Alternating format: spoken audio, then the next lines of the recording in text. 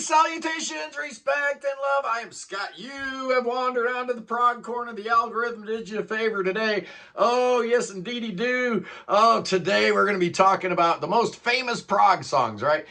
Songs that the average Joe on the street might actually recognize, and you could point to when your coworker goes, "What in the world is this prog rock music you're talking about?" Now, we're not going to be talking about like the biggest hits from prog bands because let's face it, Illegal Alien ain't prog.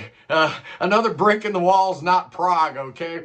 So even though Pink Floyd and Genesis and Rush put out, a lot of popular hits and stuff like that, songs people know, we're just talking about the ones that actually are capital P prog, right? And I don't care if it's a prog band, the song itself has to be super duper proggy. Capital P prog, right? So I'm not going to be looking at ELO or Supertramp or Steely Dan or 10cc. Very proggy stuff, absolutely, but not capital P prog, man. The Straubs. I thought about ELP, but the songs that most people would know are like Lucky Man or From the Beginning, not prog.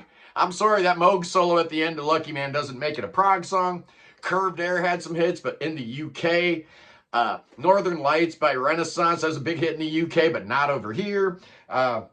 What about King Crimson, right? They don't have any hits, right? But 21st Century Schizoid Man's kind of become popular. Not including it, man. It's the average Joe's never heard that song.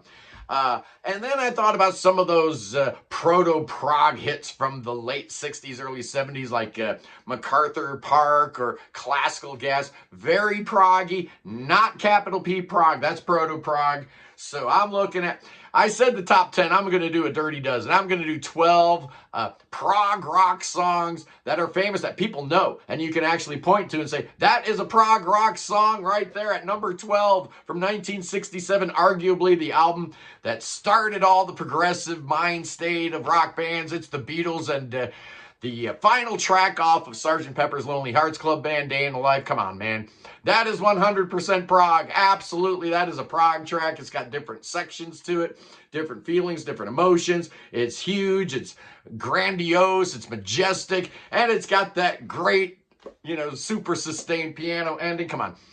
That is prog, one of the first prog songs ever written at number 11. Just because you yodel a little bit doesn't mean you're not prog. Yeah, I'm talking about Hocus Pocus by Focus from 1971 off their second album, Moving Waves. Oh, yeah, such a great track. I love it. It's 100% prog, man, written by Thies Van Leer and Jan Ackerman. Oh, Jan's guitar playing in here. I mean, Thies steals the show with the yodeling and all the weird whistling and all the crazy stuff he's doing. But man, oh, man, Jan Ackerman. Woo! Yeah, that guy could play the git fiddle a little bit, couldn't he? Number 10, at number 10, here's a non-prog artist that put out an absolute stone-cold classic prog masterpiece in 1972. Off their debut album, it's the Edgar Winters Group and Frankenstein. This song wasn't even supposed to make the album. It was like a last-minute addition. In fact, when it first came out, it was the B-side of another song on the album, and within a month or so, they had to reverse the A-side and the B-side because all the DJs were figuring out the better songs on the B-side. Absolutely. You got Ronnie Montrose playing guitar on this song. Edgar Winter plays everything, man. Saxophone, he plays keyboards. He's just a monster. What a great track. It's unbelievable. I love it. Okay, at number 9 from 1976, a little band out of the United States of America put out their 4th album, and it opened up with this a cappella, Carry On My Wayward. Yeah, you know the track. It's Kansas, Carry On Wayward Son off Left Overture. Absolutely phenomenal. Yes, this is prog. Yeah, a lot of AOR stations play it because, the heavy guitar riffage, but pay attention to the song structure. Pay attention to all the different things going on. There's a million different melodies and riffs and ideas in a short song. It's just incredible. I love it. It's amazing. Kansas, definitely my favorite American prog band. At number 8, here's one that maybe isn't super proggy. I struggled a little bit, but I really couldn't keep Aqualung off of the list. It's a well-known song. Everybody knows that riff, right? I mean, Jethro Tull just put out their 24th album, so it got me thinking I had to include a Jethro Tull track, and I thought about like some of their other hits. Living in the Past, I almost went with that because of its 5/4 beat, very proggy. You know, The Teacher and Beret being a Bach thing. But, you know, I wanted to go with a song every single person knew and could relate to. And that is absolutely Aqualung. Yeah, it's prog. It's a different kind of prog, you know, because it's got that, you know, riffage in the front end and the back end. But it's that middle section, that really cool, elongated middle section where Martin Barr gets to do his thing. Awesome. At number 7, we talked about Genesis. And, you know, I really struggled to find a Genesis hit that actually has prog elements in it. Their first hit was I Know What You Like in Your Wardrobe off Selling England. You would think that'd be proggy, but it's not really that proggy a track. Their second hit was Your Own Special Way. Not proggy. Their third hit was Follow You, Follow Me. I'm going with Turn It On Again. Yeah, man.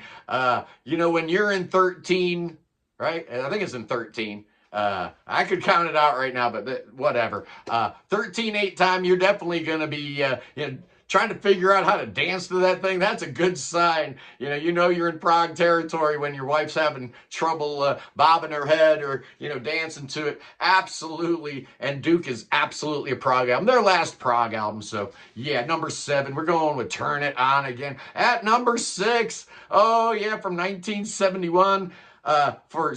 you know, famous prog songs that like normal folk might actually know. I'm going with Roundabout, even though the single came out in 72 and the album came out in 72.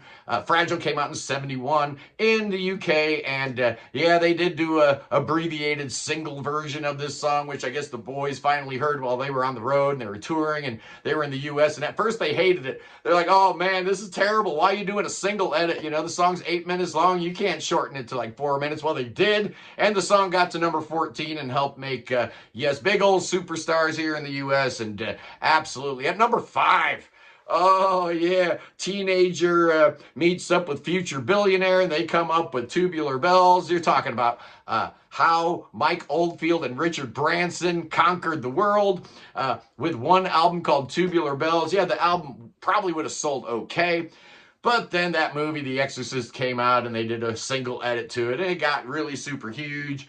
You know how that goes. Absolutely fantastic. It is prog. There are no drums, but it is absolutely, you know, it's capital P prog, man. It's Mike Oldfield. Get over it. At number 4, Pink Floyd.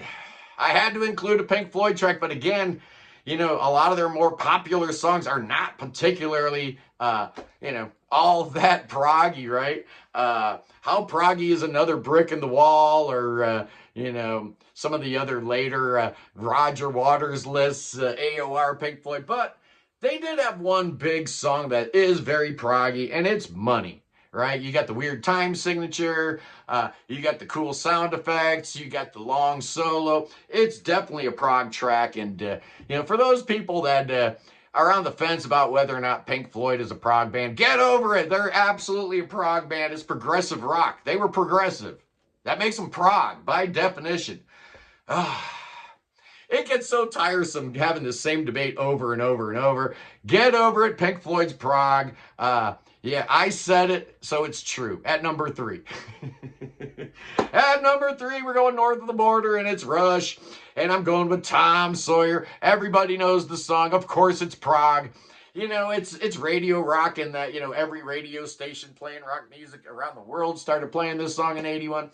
But it's absolutely a prog track, and Moving Pictures is a fantastic album. I could have gone a couple different ways with Rush, you know, Spirit of the Radio or New World Band. They had a bunch of songs that were proggy, but Tom Sawyer is their best known song, and it is proggy. And, you know, you just check out what Neil's doing on the drums. Come on, man. That's a prog track, and everybody knows it. And the top 2, I think you know what the top 2 are. I talk about these 2 songs all the time as far as examples of, you know, if you got somebody that's like, what is prog rock? What do you point them to? Well, at number 2, I say you point them to Queen and Bohemian Rhapsody, man. 1975 off A Night at the Opera. This is absolutely a prog track. There's no asterisk. You know, there's no footnotes. There's no fine print underneath. Well, yeah, but no buts about it, man. This is 100% prog. And, when it comes down after that, a cappella, thing that they do, and that guitar riff that Brian May busts out, come on, man, that thing's amazing. And apparently Freddie Mercury wrote that riff on the piano. Oh, man, it's so good. One of the greatest riffs ever written in the history of mankind at number 1.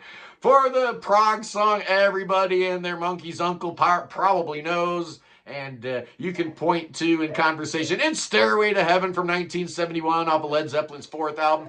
Absolutely a Prog track. Even live when they did this song, John Paul Jones would do that recorder section. He'd do it on a Mellotron. It doesn't get any more Prog than that, man.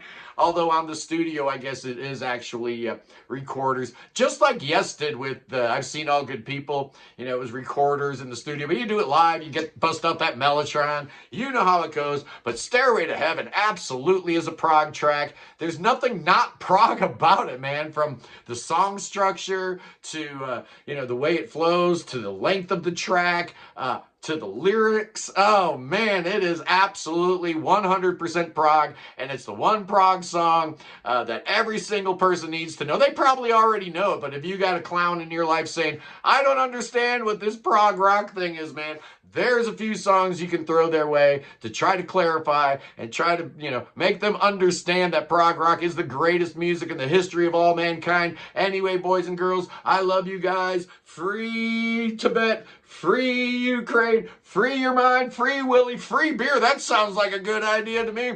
And more than anything, God save the king. Save King Chucky. Chucky needs some saving. Oh, yeah, he does. Things are getting a little rough here in America. We could really use his guiding hand. Oh, yeah, we could. Even though he's not feeling good and he's recovering from that cancer, bring that boy to America right now where we can do thoughts and prayers and spells and incantations. And then we're going to dance with them rattlesnakes. Oh, the snake dance today is courtesy of Alume Elton and Pam Wagner, one of my great members to the Lade Brigade. We love you, Alume Elton.